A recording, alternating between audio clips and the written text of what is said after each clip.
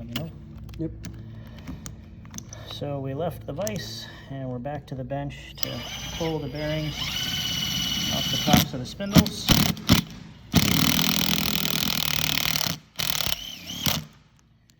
Once we finally got the input driver off, we were able to get to these bearings. As you can see, this bearing has done what I would call catastrophically failed. No doubt this is where the metal pieces in the head came from that are making everything magnetic. The bottom of this race blew out. Some of the bearings crumbled and have traveled their way through the head.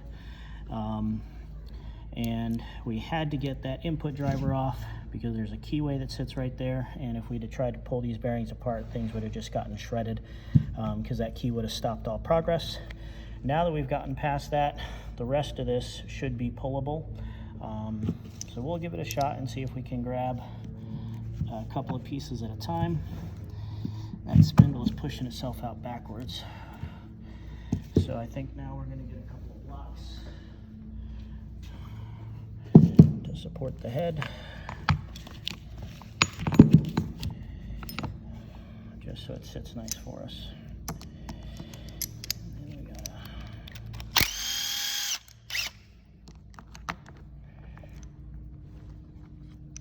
we gotta go here first. And once again, because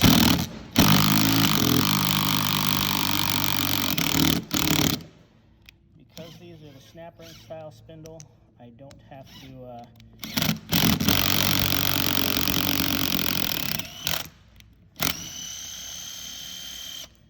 use a sacrificial screw, but I still got to keep track of these keys and the pieces. Now I will note, I can feel, just so you know, I'm feeling this, and you can't probably see it on the camera, but I can feel that the edges of these teeth are jagged. So they've been running on some metal and gotten injured. And if this gear is injured, the gear next to it is as well. So I got my transfer spindle. This is going to be number 2. And that's going to have a bad gear. And even though I'm planning on replacing all the gears, I'm going to make a note. Transfer spindle number 2, bad gear. And bearing input catastrophic fail.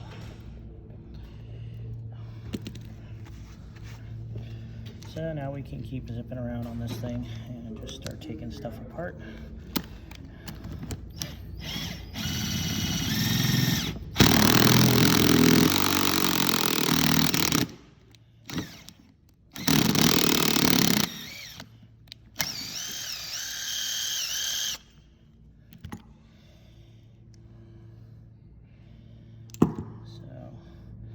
I'm finding chunks of metal, and I'm feeling rough edges on this gear as well.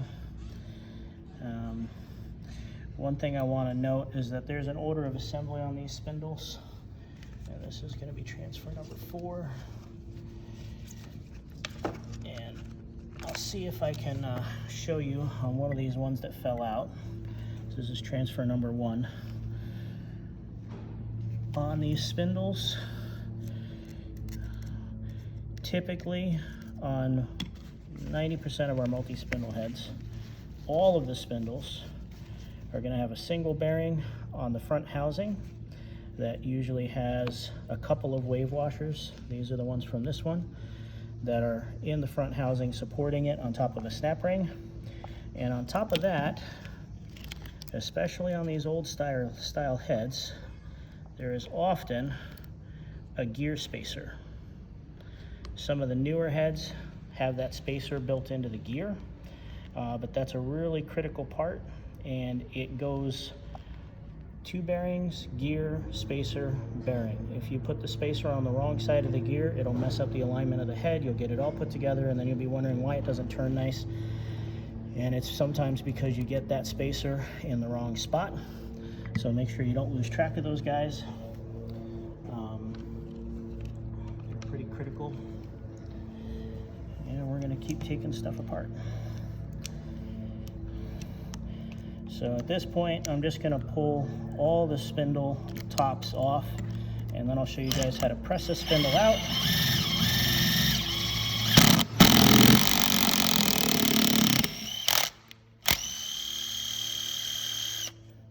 And then we'll talk during that process about how to evaluate the condition of the housing, the bearing journals, and things like that.